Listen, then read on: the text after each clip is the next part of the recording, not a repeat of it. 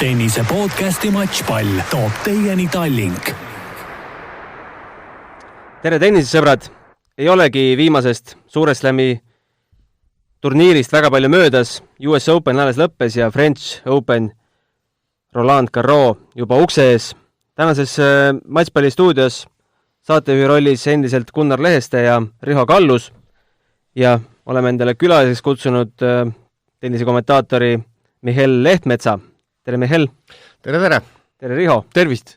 No te olete kõvasti saanud siin nüüd viimastel päevadel tennis kommenteerida. Kas on veel tuju tennist vaadata? Jaa, ikka absoluutselt. Eriti Mihhailil, ma tean, et on tuju. Ta tahaks kindlasti juba põnevusega ootab Roland Garros mänge.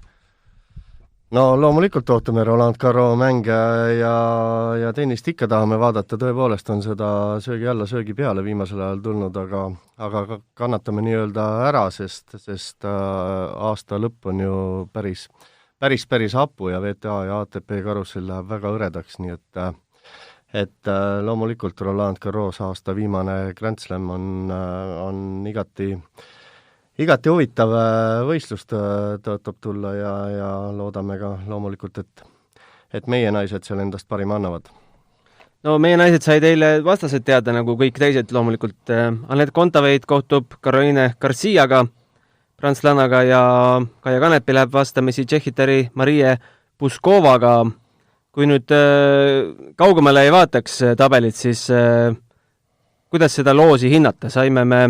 Võtsime me pikema kõrre või lühema kõrre?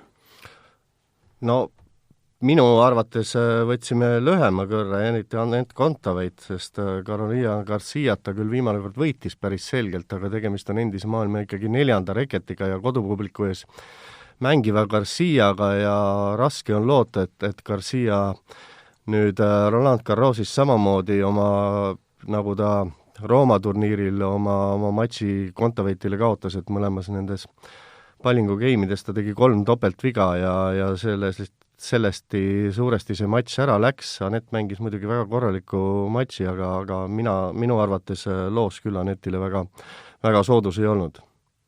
No Anetti puhul muidugi õnnetu on see, et Anett on turniiril 17. paigutus. Ehk siis Grand Slamil on ju nii, et esimesed 16 lähevad siis 17-32 vastu, et Anett sai täpselt selle esimese sinna tagumisse, nii et tema nagu oleks võinud potentsiaalselt kolmandasse ringi saada siis nõrgemad vastased, aga selles mõttes ma olen Lehtmetsaga nõus, jah, kindlasti, et Carolina Garcia on väga korralik vastane ja esimese ringi vastasena kindlasti pigem ma ütleks jah, et mitte väga hea loos. Ja tegelikult kui ka nüüd sealt natukene nagu, sa ütlesid praegu, et ärme edasi vaata. Ei, sa võid juba vaadata. Aga ka tegelikult, kui ma vaatan siit järgmist ringi, siis on seal üks Valgevene plika Sasnovitš, kes ei ole ka sugugi mugav vastane olnud Kontaveidile, kes on väga, väga võitluslik tüdruk, et siin tuleb ikka ring korraga võtta. No, Mihhail, sina seda Garcia mängu ju kommenteerisid ka, et mis sa arvad, on nüüd Garcial Anetist rohkem infot, kui võib-olla Anetil teistpidi kasuks tuleks? Ma ei oska öelda, et kindlasti nad üksteise mängu teavad, tugevusi ja nõrkusi ja nagu ma mainisin, siis ma arvan, et sealt tõepoolest lihtne matš ei tule kumbagile ja mõlemad mõistagi loodame, et Anett ikkagi üle mängib Garcia, aga väga keeruline see olema saab ja kordan ennast veel kord, et ega väga halvemat loosi vähemalt minu arvates esimeses ringis siin tulla ei saanud Anetile. Ja nagu Riho ütles, tõepoolest Sasnovitš võimalik teise ringi vastane on ju ka Anetile ebamugav vastane, kelle vastu on ta mängudega ju miinuses võidud kaotused, nii et keeruline, aga mitte midagi võimatut. No ma tahaks lisada siia seda, et esimest korda on Roland Garros sügisel ja need tingimused on totaalselt teistsugused, me nägime ka tegelikult Roomas seda juba, et väljakud võivad olla aeglasemad, seal võib tulla ette vihmapause, vihmapäevasid, eriti just õhtusessioonidel, ei tea, kuidas netimängud, aga vaat õhtusessioonidel on veel eriti see, et liiv on raskem ja pall ei põrka nii palju, kui tavaliselt tuleb, on niiskust rohkem ja see väljak võib olla aeglasem, et ka ma ütleks, et Rafael Nadal oli sellega võib-olla natuke see, võis teda tema mänguga veitsa mõjutada. Nii et pigem ma arvan, et selline aeglane ja niiskem tingimus ei ole meie tüdrukutele just soodus, et siis võivad mängud pikemaks venida ja füüsiliselt raskemaks, et pigem meie tüdrukud on sellised, kes tahaksid ikkagi palju maha lüüa ka. Aga räägime Marie Puskovast ka, kes Kaia Kanepiga vastamise läheb. No esiteks me ei tea ju Kaia vormist praktiliselt mitte midagi. Pärast US Openit rohkem pole väljakule tulnud, on eelistanud hoida siis oma mängude arvu sel hooajal nii madala kui võimalik. Ei tea, kas üldse pärast French Openit kuskil veel mängib, loodetavasti mängib. Mis teie ootused selle matši suhtes on? Puskovale ta Brisbane'i kvalifikatsioonis kahesetis kaotas. Korra sind parandan, et loodetavasti mängib jah, aga ega siin väga mängida ei olegi peale Prantsusmaa lahtisi. Putskovale kaotas jah, ja nagu sa ütlesid, siis Kanepi vorm on suur küsimärk ja minu arust on ta praktiliselt viimased igat enne Grand Slami suur küsimärk olnud ja tõepoolest kaotas ja olen täpselt sama tark kui teie ja ma usun enamus kuulajaid meil, et suur küsimärk see Kanepi on ja nagu me teame, siis heal päeval võib ta sisuliselt kõike võita, halval päeval ka kõigile võib-olla kaotada, nii et ma ei oska siit midagi arvata, et selline keskmine loos, ütleme niimoodi. Ma ise tegelikult paar päeva tagasi Kaiat nägin niimoodi vilksamisi korra Tondi tennisekeskuses, küsisin ta käest ka tema olukorra kohta, ta ütles, et trennis tuleb väga hästi välja ja kõik on nagu okei, et ma arvan, kõige suurem küsimärk on ikkagi just see, et võistlusmänge on tal vähe olnud ja Kaia puhul ma näen seda, et kui Kaia võiks ringi või 2 võita ja saaks nagu ennast soojaks mängida, siis võib huvitavaks minna, et pigem on küsimus nagu selles, et see algus võib olla raske. No Kaia ju eelmisel aastal ka tuli French Openile niimoodi, et oli varem vaid Charlestonis mänginud ja puuretas välja 8. finaali, kus tuli kaotustunnistada Petra Marticile. Jah, oli see selline väga üles-alla mäng ja Martic selle ikkagi lõpuks võitis, aga 8. finaalini on muidugi nagu jalgsi kuuni veel Kaia Kanepil, sest ennem tuleb vähemalt minu arvates paras sein vastu, et viimasel ajal väga hästi mänginud liiva peal Elise Mertens, et sellest on vaja üle saada, siis saab hakata nii-öelda juba vaatama, mis edasi saab, aga ega sellest tabeli veerandis, kui me seda siin vaatame, ega siin Mertens ja Azarenka ongi sellised kõige teravamad pliiatsid võib-olla, et vähemalt minu arvates ma Serena Williamsi võimalustesse väga ei usu French Openil, aga never say never. Mertens on selles mõttes väga hea soosija, on tegelikult kaotanud viimastel turniiridel ainult suurtele nimedele, et on ju Praha finaalis Halep, Cincinnatis oli tal Osaka, poolfinaalis US Openi veerandfinaalis Azarenka ja Rooma veerandfinaalis Pliskova, et ainult sellised väga suured nimed, kellel ta kaotanud on, et kindlasti väga, väga raske vastane. No Mihhail, ma arvan sinu sõnasabas kinni, et sa ütlesid, et 8. finaali on küll nagu maast kuuni, aga mis te hindate, kui lähedal, kaugel, pole kunagi lähemal olnudki, või võiks nii öelda, on meie eestlannade omavaheline matš? 3. ring paistab. Jah, et tegelikult kui neid läbi aegade neid loose vaadata, siis minu arust väga harva on nad nii-öelda ühes veerandis vist ei ole olnudki, ühes pooles vast on olnud, et poolfinaalis kohtuda, aga nüüd 3. ring tõepoolest lähemal see olla ei saa, aga selline, vähemalt minu arvates ma ei taha nüüd kedagi siin väga solvata Eesti mängijatest, aga ma arvan, et pigem seda 3. ringi matši ei tule, et ülimalt kahtlen, et Anett ja Kaia sinna mõlemad jõuavad. Mõistagi me seda loodame. Aga eelkõige ma kardan, et komistuskiviks võib see sama Mertens saada, et pigem Mertens Kanepile kui võib-olla Kontaveidile Garcia ja Sasnovitš. No see omavaheline mäng oli kõige lähemal viimati 2018 Australian Openi 4. ringis, aga 3. ringis siis Anett ahistas Ostapenko, Kanepi kaotas Carla Suarez Navarrole ja sinna see võimalus jäigi. No ei halasta loos meil, et lätlased on küll omavahel mitu korda saanud, aga meil kuidagi ei õnnestu. Ja ise arvan, et kui nüüd, siis vast jääbki viimaseks võimaluseks. Noh, eks see ei ole eesmärk omaette ja mõnes mõttes on ju kurb, et igal juhul ju kui omavahel ka mäng toimub, siis igal juhul üks peab asjad koti pakkima koju minema, aga loomulikult oleks neid põnev ükskord karjääri jooksul näha nagu päriselt omavahel muutu võtmas, mitte ütleme nagu show formaadis, nagu nad siiamaani on saanud teha. No nagu Gunnar korra segan ütles siin, et loos ei alasta meile, teistpidi võib öelda, et loos on alastanud, et olge naised ja mängige finaali välja ja on 2 eestlast finaalis, aga nii ei ole paraku läinud.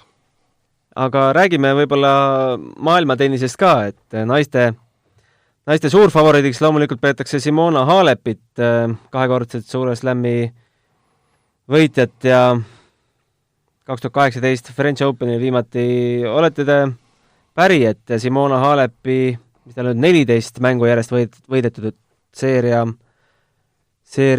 võib siin veel kõvasti pikeneda? No kindlasti pikeneb, et kas nüüd turniiri võidu näol, aga ka minu silmis on Halep selle turniiri suur favorit, aga kes jättis mulle Roomas väga hea mulje ja kommenteerisin seda mängu ise ka, et ikkagi Garbine Muguruza, et oli küll seal vigastatud seal Halepiga, aga andis ikkagi väga-väga korraliku lahing ja tundub, et Muguruza on väga lähedal enda parimate päevade tasemele, on ta ju ka Roland Garrosis võidukarika peakohale tõstnud, et kindlasti Muguruza on üks see, kes võiks ohtlik olla. Küsimärk on Pliskova reis, et tänu millele ta Rooma finaali pooleli jättis ja poolfinaalis tegelikult mängis ka väga-väga võimsa esitus, et need 3 naist vähemalt minu silmis ja üks must hobune, kes võib siit tulla, kes on ka viimasel ajal väga-väga hästi mänginud, on mõistagi vanameister Viktoria Azarenka. On ta must hobune või ikkagi kuulub ka sinna favoriitide hulka praegu? No jah, et nii ja naa, et edetabeli koht tal väga kõrge ei ole ja top nii-öelda 4 edetabeli kohaga ju ei saaks nii-öelda favoriidiks teda lugeda, aga pigem jah, et kilvekontorite arvates kindlasti tema edetabeli koht ei ole see, kuhu arvatakse teda jõudvat. No kui kõik peaksid oma asetust õigustama, siis 4. ringis peaks meil ju tulema superduell, emade duell võib ka nii-öelda, Azarenka, Serena Williams. Selles paaris, sa ütlesid, et Azarenka tundub sulle praegu heas vormis, vist paneks panused Valgevenele? No mina küll pigem paneks Valgevenele, mitte see, et Serena heal päeval ka liiva peal head tennist ei või näidata, aga Azarenka on tõepoolest viimasel ajal väga-väga heas vormis olnud ja kaotas Serenale USA lahtistel, jah, aga liiv on midagi muud, et ei ole see Serena lemmikväljaku katte kunagi olnud ja ikkagi vanus on see ja nagu Riho rääkis, siis väljakud eeldavasti on suhteliselt aeglased, et sügisene niiskus ja kõik, et Serena läheb kindlasti raskeks. No kui Halepist veel rääkida, siis välja on toodud huvitavaid fakte, et eelmisel aastal ju kaotas Amanda Anisimovale, keda nimetatakse siis Halepi teemoniks. Seekord tuleb Anisimoga vastamisi minna juba 3. ringis. Miks see Anisimova siis Halepile nii ebamugav on?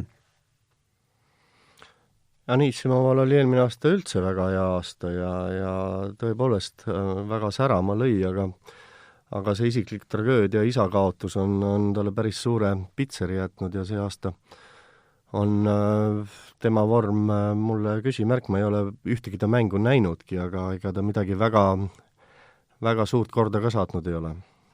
Pigem tahaks lisada seda, et kui vaadates nagu Simona Halepi viimased mänge, siis Simona Halep on ikka praegu just eriti nagu päästmiselt lööb nagu super hästi ja mida Simona Halepi puhul nagu peetakse nagu nõrkuseks, on serv, et ta on oluliselt oma servi parandanud, et kui vaadata, kuidas ta praegu on nagu servinud, siis ma ütleks, et ta on eluvormis. Jah, ja kahtlemata vähemalt minu silmis kõige parema füüsisega mängija ülekaalukalt kogu VTA karussellis. Jah. Tahame veel midagi naistest rääkida või lähme meestetennise juurde? No mina tahaks naistest nii palju veel lisada, et kes on üks huvitav mängija, on Bouchard, kes on tagasi tegelikult, et mängis jõudis ju ka Istanbuli turniiril finaali, et tema jääb nüüd sinna tabeli poole, kus on Vondrossova ja Jastremska, et nende mängijate ma julgeks mainida, et ma julgen pakkuda, et see Bouchard võib sealt ka väga vabalt edasi tulla ja nemad on löögi all seal võib-olla. Ja kindlasti ka see Türgi turniiri võitja Tiig on niisugune võib-olla ka natuke musthobune. Ja meie Läti mängija Ostapenko, kes võib siin teises ringis kohe minna ka Pliškova otsa, et ei tea, mis vormis Ostapenko praegu hetkel on, et tema puhul on ka natuke nagu küsimärk, et tegelikult Tallinnas ta jättis ikkagi lõpuks päris hea mulje Aneti vastu, et ta on niisugust tüüpi mängija, et kui ta nagu ikkagi heas vormis on, siis võib ka sealt üllatusi tulla. No Ostapenko esimeses ringis ma ei ütle, et väga hea loosi sai, et Madison Brengel. Jah, kõigepealt tuleb see mäng võita loomulikult.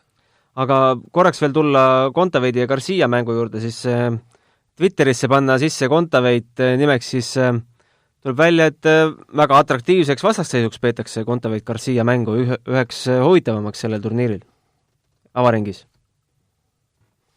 Jah, ka mina usun seda, et see tuleb väga vägev lahing ja kahtlemata see ühepoolne ei tule, et väga keeruline tõepoolest, nagu algus sai mainitud, et Aneti loos on ja ikkagi koduseintel toel Garcia mängib ja neid pealtvaatajaid küll ei lasta sinna täismaja, aga ma arvan, et piisab, kui seal peaväljakul on 2-3 tuhat prantslast ja need suudavad juba põrgulärmi teha ja kuidas Anetil seal õnnestub, see mäng on, muidugi Aneti see pole seganud ja ma usun, et mängijatel pigem on ikkagi kasuks, et need pealtvaatajad on, aga kahtlemata see keeruline saab olema, sest usun, et see mäng sinna peaväljakule, no kas just päris peaväljakule, aga kindlasti suuruselt teisele väljakule see pannakse.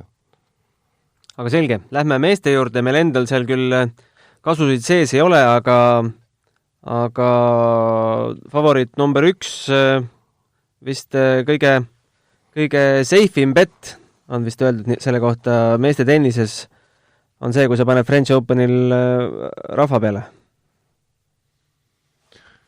Jah, no vot täpselt, arvestades nüüd tegelikult seda, mis me siin enne ka rääkisime, et see on natuke teistsugune French Open, me teame, mis Novak hetkel teeb, me nägime, mis Rafa Roomas tegi, et võib-olla see tema favoriidiseisus nüüd nii kindel ei ole, et kui nüüd need mehed peaksid finaali välja purjetama, Djokovic ja Nadal, siis ma julgeks öelda, et ta on väike favoriit, aga kindlasti mitte mingisugust ülekaalukat üleolemist seal ei ole, No Rafael Nadal kaotas siis Rooma veerandfinaalis Schwarzmannile ja ütles, et kui ikka servi pole, siis on keeruline. Esimene serv oli tal 48%, esimene servi punktid 47%, vaid 2 ässa sai Schwarzmannile panna. Nägite seda mängu? Kommenteerisite? Me kommenteerisime seda mängu jah, et oli tõepoolest tegelikult ei saa öelda, et Nadal nüüd võib-olla elu kõige halvema liivamängu mängis, on ta neid halvemaidki mänginud Fonini vastu võib-olla Monte Carlos eelmine aasta, aga tõepoolest, et Schwarzmannil tuli kõik hästi välja ja Schwarzmann selle mängu võitis, et ei saa öelda, et Nadal kaotas, aga tõepoolest, nagu sa mainisid, siis serv oli ikkagi õudusunenägu nagu Riho ka kommentaari ajal korduvalt mainis, et sinna esimesse kasti need pallingud läksid sinna kogu aeg poolde võrku, et noh, oli tõepoolest hädas ja tegelikult ju tennisest hakkab ikkagi kõik pihta servist, et kui sul tõepoolest seda ikkagi ei ole ja sa enda teise servi pealt ka jääd kogu aeg surve alla, siis on väga keeruline ja Schwartzman tõepoolest imelise partii mängis ja tegelikult imelise turniiri mängis, ega ka Djokovic'i vastu finaalis oli ta ju päris korralikult ikkagi jalad maas, aga see turniir ja need rahvaga mäng ja poolfinaal Šapovalovi vastu üle 3 tunni oli ilmselt ikkagi ka natuke jalgades ja elu esimene ATP 1000 sarja finaal, et sinna võis see võit jääda, ma ei ütle, et ta kindlalt teda võitnud oleks, kui ta värskem oleks olnud, aga lahing oleks kindlasti veel magusam olnud. Aga no ei tasu kindlasti unustada, kui me, Maicel, mäletad, kui me ju esimese ringi rahvamängu kommenteerisime ka Reno Busta vastu, siis me jällegi julgelt tahtsime väita, et Rafael Nadal on oma elu parimas vormis ja mängis tõesti uskumatult hea mängu tulemus oli 6-1, 6-1, ikkagi maailma ka tippu kuuluva mängija vastu, et rahvad kindlasti siin maha matta ei saa. Novak Djokovic. Lõpetasime eelmises podcastis jutud just Djokovic'i skandaalse eemaldamisega US Openilt, aga Roomas talle vastast ei leidunud.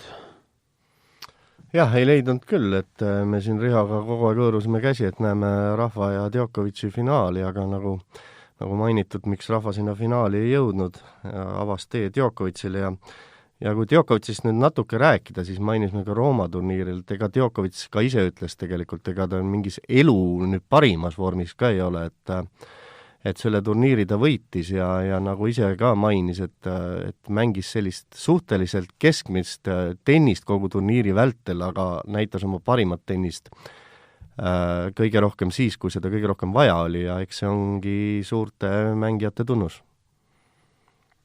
Jah, nii oli, et ma olen selles mõttes soga 100% nõus, no Djokovic'il, kui nüüd vaadata French Openi tabelit, siis ma julgen arvata, et niisugune esimene vastane, kes tal üldse võib-olla tõsisem vastane võiks olla, on Hurkacz.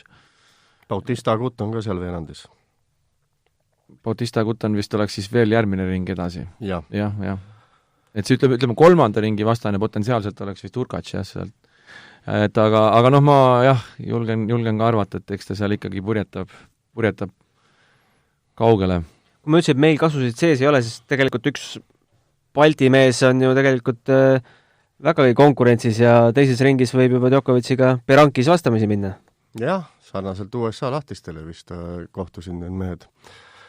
Kas 3. ring või, aga kogu austusest Berankise vastu Djokovic on ikkagi liialt tugev sein, et seal vastas, et küllap Djokovic sealt ikkagi 3 setis läbi purjetab. Aga rääkides võib-olla atraktiivsetest vastasseisudest esimeses ringis, siis mida te mehed arvate esimese ringi paarist Wawrinka-Murray? No Wawrinka-Murray on wildcard turniiril, eks ju, et seal on veel üks oluline asi, et see on nüüd väga raske koht, kus tabelis olla, et ükskõik, kes selle mängu peaks võitma, läheb järgmine ring Köpferi otsa veel, nii et see on ka veel väga karm vastane, et see on jah, uskumatu Grand Slami esimene ring sellised nimed seal kahekesi. Kuigi jah, Andy Murray alustas peale vigastust päris korralikult, aga ei ole nüüd mingisugust ka supermängu veel näidanud ja ka Wawrinkal ei ole ju kõige paremini läinud, et mehed kindlasti kumbki ei ole nagu oma parimas vormis täna.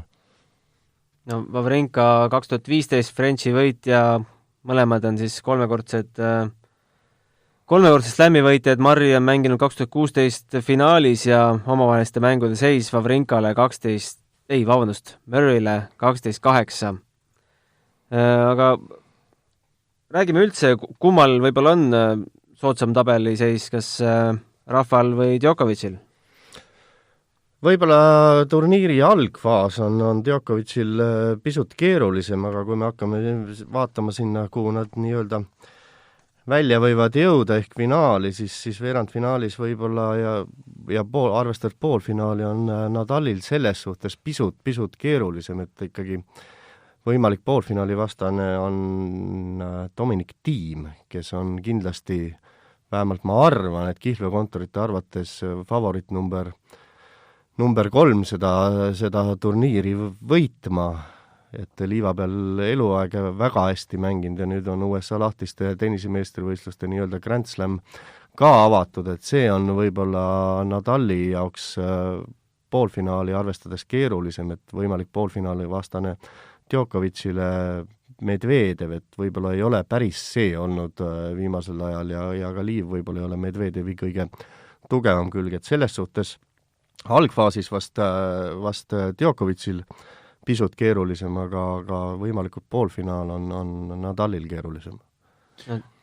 No ma tahtsin veel lisada siia seda, et seal Nadali poole peal, kui need huvitavatest esimese ringi vastasseisust veel rääkida, siis on seal üks selline vastasseis nagu Jannik Sinner ja Goffin. Ma imesta, kui selle mängu võitja tuleb 4. ringis, mängib ennast Nadali vastu välja, et see on kindlasti väga, väga huvitav ja tihe esimese ringi mäng ja väga heal tasemel mänge. Just. No natukene on ikkagi see viirus ka siin French Openi eel neid ridu hõrvendanud. Vist anti teada, et 5 mängijat kvalifikatsioonis pidid end maha võtma. Nüüd eilse seisuga vist oli juba 6. Neid nimesid on siit läbi tilkunud natukene ja üks mees oli siis Bosnia mees, Dzumhur, kes oma treeneri vale positiivse tulemuse tõttu võeti turniirilt maha ja on ähvardanud nüüd French Openit kohtuga, kas ka nii kaugele läheb, eks seda paistab. Aga praegult on veel põhiturniirini aega, täna on reede, paar päeva. Mis te arvate, võime me seda tabelit üldse selle pilguga vaadata, et nii ongi ja nii jääb? Ei tea seda koroona juttu, et oleme kuulnud siin ju müstilisi lugusid sellest, kuidas inimesed annavad negatiivseid teste ja siis 2 päeva hiljem annavad ikka positiivse testi ja vastupidi. Keskmine test on ka veel olemas. Ja keskmine test ja igasuguseid asju teame siin ju Eesti näidetel ka, kui inimesed on läinud haiglasse ja andnud negatiivse testi ja paari päeva pärast annavad positiivse. Võt see on niisugune asi, seda ei oska isegi öelda ja loodame, et mängijate jaoks on see kindlasti nagu emotsionaalselt üli ebameeldiv ja väga raske. Ja teame ka seda ju, et Benoît Paire puhul siin ka räägiti, et inimesed, kes on läbi põdenud, võivad hiljem anda veel positiivset testi päris pikalt, et siin on küsimärke loomulikult, et aga ega korraldaja seisukohast ei ole midagi teha, sa pead tegema kõik selleks, et see asi oleks 100% turvaline kõikidele ja igasugune väiksemgi möödalaskmine võib nagu kogu üritusel kriipsu peale tõmmata, nii et ega siin tuleb hoida ikka kätt pulsil. No korraldajatel ka lihtne ei ole, kas või pileti müügi seisukohast alustati vist plaaniga panna üldse 20 000 inimest päevas peale, mis oleks olnud siis 60% kogu areenide mahutavusest, seda võeti maha siis 11 500 peale ja lõpuks siis 5000 peale, aga eelmisel nädalal Prantsusmaa valitsus käskis siis Pariisis avalikel üritustel, tõi selle limiidi veel 1000 peale ja nüüd üritatakse veel eriluba taodelda, et saada veel 5000 peale. Riho, sa vist ei tahaks olla seal üks peakorraldajatest?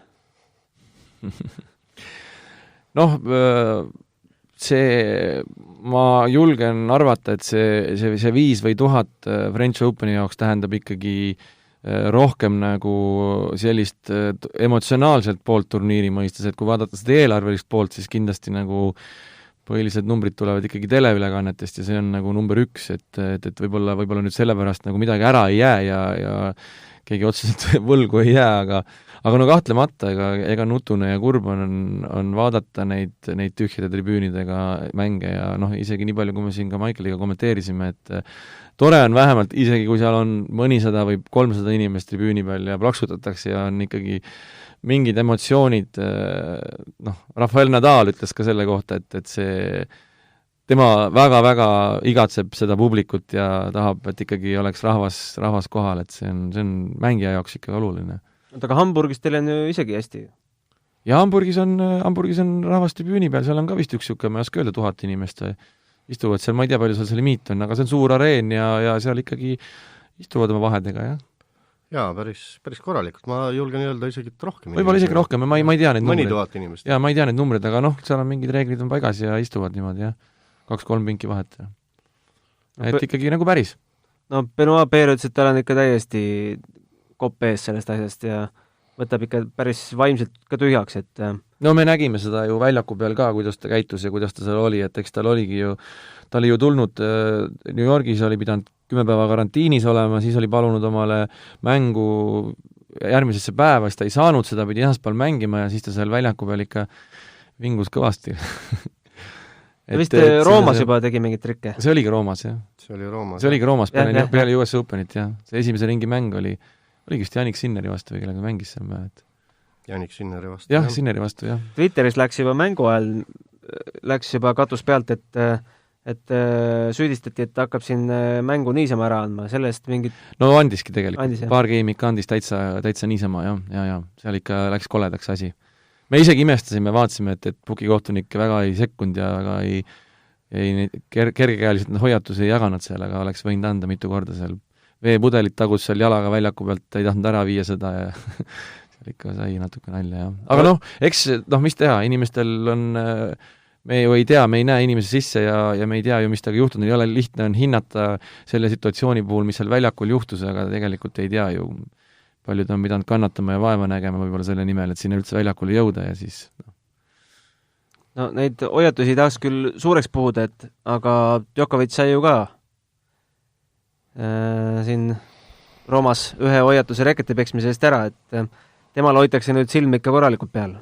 Hoitakse jah, aga ma imestan ise ka, et Djokovic oli kogu selle Rooma turniiri vältel, et päris närviline oli kogu aeg, et oli tal ühele ja teisele kogu aeg seal midagi ütlemist ja Djokovic ei ole nagu päris see võib-olla, mis ta aasta tagasi oli, et pisut on närvid teda viimasele alt vedanud, no jätame selle õnnetu juhuse välja, aga kogu aeg on tal kellegiga ikkagi kobisemist, kui ta kaotusseisus on ja ei ole päris see, mis ta võib-olla mõned aastad tagasi siin vaimselt suutis olla. Ise ta ütleb, et ta selline inimene on ja kindlasti ei ole see viimane reket, mille ta ära lõhkus, no usume ka, et ei ole, aga eks see võib-olla pisut näitab, et ta ikkagi perfektsionist nagu ta on, et ta võib-olla ikkagi enda mänguga 100% praegu rahul ei ole.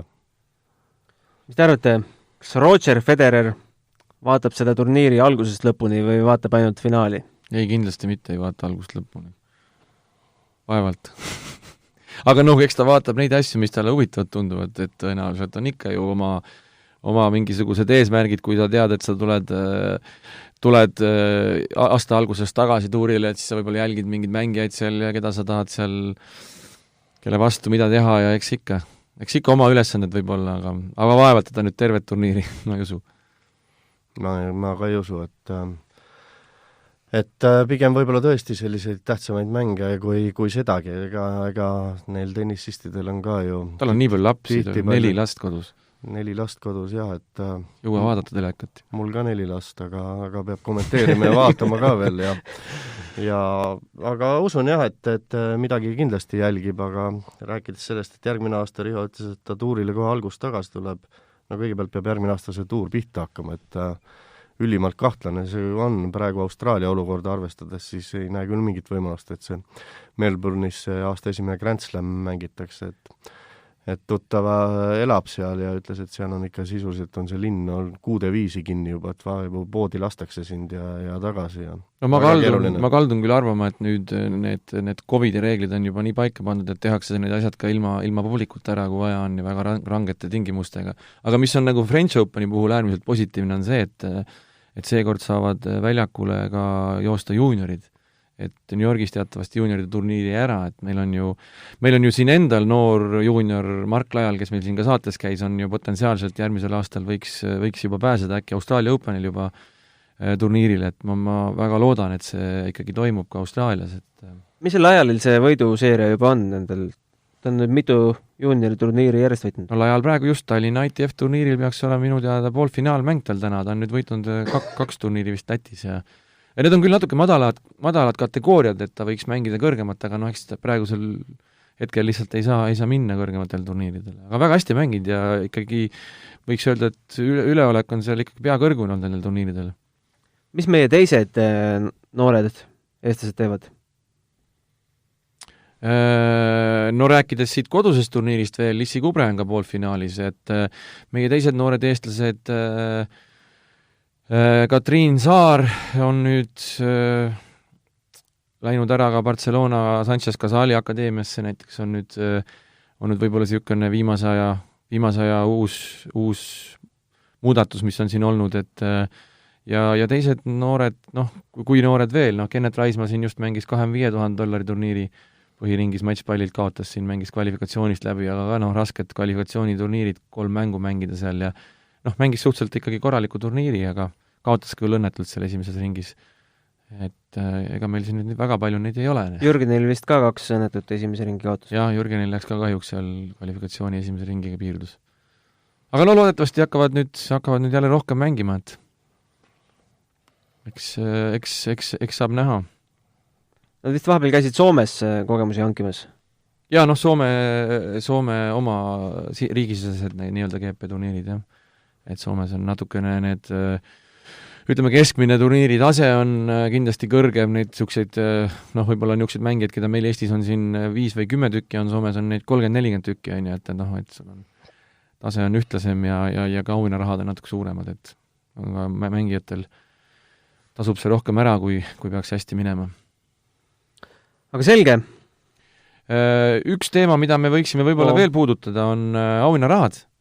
Et ma tahtsin natuke sellest rääkida selles võtmes, et küll eelmise aastaga võrreldes on auhinnarahad 42 miljoni pealt 3,8 peale kukkunud, aga minu arust kui siin koroona puhul ühte positiivset asja välja tuua, siis kindlasti on positiivne see, et alumise otsa mängijatele antakse päris palju rohkem raha, et kui me siin eriti, kui vaadata nüüd kvalifikatsiooni esimese ringi kvalifikatsiooni mängija saab päris korraliku summa eurodes 10 000 eurot, et 42% tõusu võrreldes eelmise aastaga, et minu arust see on väga positiivne tendents ja mina jätakski selle, kui see nii saaks olla, et põhimõtteliselt kõik mängijad, ka esimese ringi mängijad saavad 30% rohkem raha, et $60,000 ja siis ülejäänud mängijad siis natukene vastavalt kaotavad võitja kogunisti siis 30%, aga ma leian, et selle võitjale ei häda midagi, kui ta saab ka selle 1,6 miljoniga hakkama väga hästi, et minu arust see on tennises nagu väga, väga positiivne ja väga, väga teretulnud. Muidugi seal Frenchil mängijad peavad endiselt kõige rohkem vaeva nägema, sest see on teatavasti ainukene Grand Slam veel, mis hoiab seda pikaseti traditsiooni 5. setis, et ma põnevusega ootan, et ma ise väga ootan neid mänge, kui otsustavas setis need pikaks lähevad, minu arust see on äärmiselt põnev ja huvitav, ma saan küll aru võib-olla teleülekannete tegijatest, aga neid mänge on põnev jälgida. Abikaasad ka kodus kindlasti ootavad. Absoluutselt, muidugi. Aga auhinnarahadest rääkides siis nägin huvitavat fakti, et Rooma vist on kuulus selle poolest, et meeste auhinnarahad on alati tunduvalt suuremad kui naiste omad, et seekord siis oli natukene võrdsustatud, aga meeste oma jäeti ikkagi 5 või mingi 10 euro võrra suuremaks. Päris huvitav jah, tänapäeva maailmas. Küll see viga järgmine aasta ära parandatakse. Arvad, et maailm muutub nii kiirelt? No tundub. On veel midagi hingel seoses French Openiga või vaatame, mis juhtuma hakkab? Hingel ei ole midagi, võiks siis ka väikse nii-öelda peti teha, et kes me arvame, kes siin poolikutesse jõuavad ja kes lõpuks karika pea kohale tõstavad, et Riho tee võib-olla siis ots lahti. No mina annaks karika Rafael Nadalile seekord, et julgem pakkuda, et nii see läheb, aga poolikutest jah,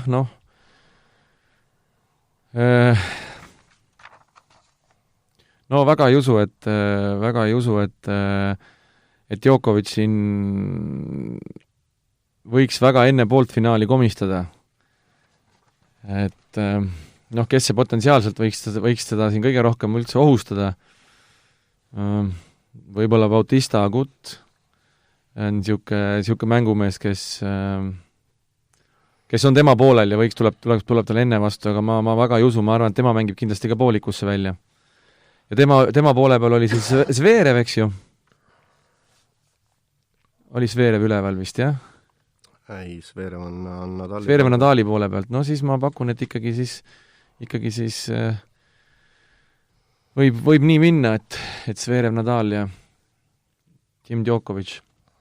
Meil on praegu meisteringi. Võtame mehed ja siis võtame naised otsa. Zverev, Nadal jah, ei saa paraku olla, nad saavad omavahel kokku minna veerandfinaalis. Aga mina pakun, et ikkagi Nadal tiim on üks poolik ja teine poolik siis Djokovic ja kas siis Tsitsipas või Medvedev, raske öelda, kes sealt tuleb, aga selline pakkumine oleks, aga tõepoolest, et usun, et need 3 nime on suhteliselt kindlad, kui kindel saab olla, et tiim Nadal ja Djokovic, aga kes see Djokovicil vastu tuleb, poolikus on tõepoolest pisut kahtlane, et seal neid pretendente on, jah. Oota, kes oli Medvedevil tuli? Medvedevil tuli veerandis potentsiaalselt Tsitsipas, jah. No, ja ma isiklikult hoian ka väga Medvedevili põhjalt. No mina pakun ikkagi Djokovic Tsitsipas. Mulle Tsitsipas sümpatiseerib. Viibisin eelmisel aastal pressikonverentsil, kui ta lõpetas selle 4-tunnise või 5-tunnise matši oli Vavrinkaga või? Mõlemad olid päikesest läbi põlenud, jumala tühjad. Kaotas vist seal matši. Vist kaotas ka veel, jah, et oli päris huvitav vaatamine. Novak ja Tsitsipas paneksin mina ühelt poolelt ja teiselt siis Nadali peab ikka panema. Kelle me siit võtame?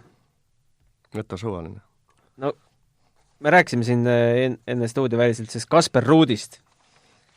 Aga kusjuures Kasper Ruud Mihhelli välistanud, et võib Hamburgis ära võita. On kahtlemata väga hea mängumees ja on nagu kogu aeg tõusus joones liikunud, et mina arvan, et seda meest me kuuleme siin veel lähiaegadel päris palju. Ma arvan, et see koefitsient, et Kasper Ruud jõuab poolfinaali on päris hea, ma panen selle peale. Võtame naised ka ette. No võtame naised ette. No ma teen see algust. Simona ja Azarenka ühelt poolt poolfinaali ja teiselt poolt panen mina poolfinaali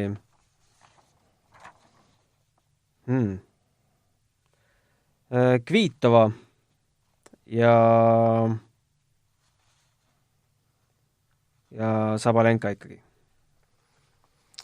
Jah, no ma paneks siis natuke teistmoodi, ma paneks Alepi ja Mertensi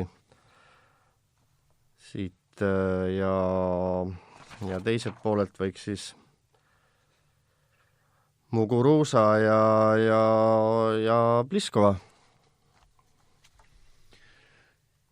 Ma paneksin ülevalt, Kontaveit Halep, et oleks põnevam natukene. Jah, ma arvan, et alumine ots ka tõenäoliselt Muguruza on nagu väga hästi mänginud, et ma arvan ka, et Muguruza ja tõenäoliselt Pliskova. Aga paneme üles Aneti. Jah, ega see väga midagi naerda ei ole. Ei ole absoluutselt. Võimatu ei ole kindlasti. Stsenaari on kindlasti pahatahtlik. Jah, et usun, et see võimalus, kindlasti see tennisaasta kõige suurem üllatus ei oleks, kui Anett poolfinaali jõuaks, et oleme palju suuremaid üllatusi näinud. Ja. Aga paneme midagi vahele ka või? Riho, ma ei näe Coca-Colat oma laua peal, selle vea parandad siis järgmine kord. Aga loeme nüüd need asjad pärast kokku siit lindi pealt ja kes kõige lähemale pani sellele piletid Austraalia Openile. Jah, Delfi poolt. Sellele mingi väikse üllatuse mõtleme välja. Jah. Olgu. Aitäh kuulamast. Meil on ka meiliaadress tennis@delfi.ee.